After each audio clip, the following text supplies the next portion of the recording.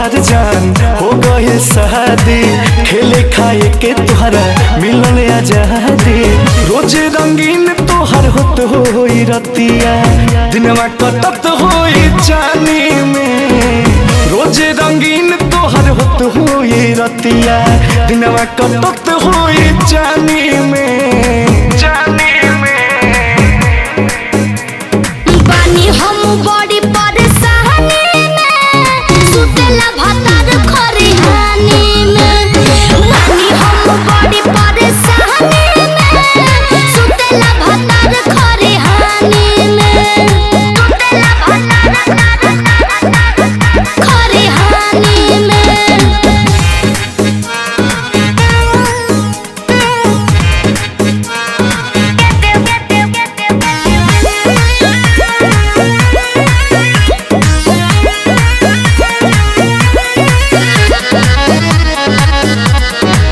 करेलू हमरा से काहे बहाना, खूबे लुटत होई बुमाजा।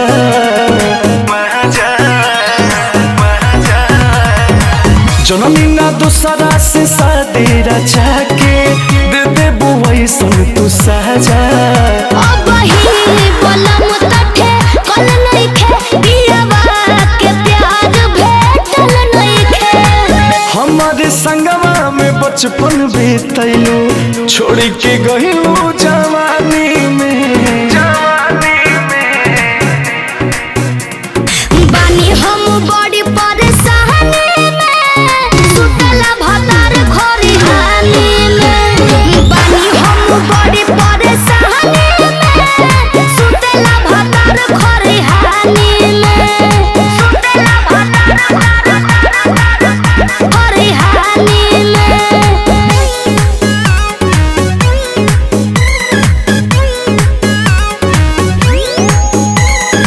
लागत हमारा से बड़ भूल भइल, तोहरा से दिलवा लगा के,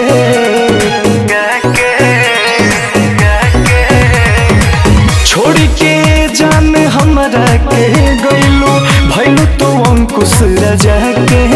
मिलन ना घरे मन जोरी हो, कुछ तो रहे मजबूरी हो। बोला कमन दोष बोस के बाटे, घोरलू जहर जिंदगानी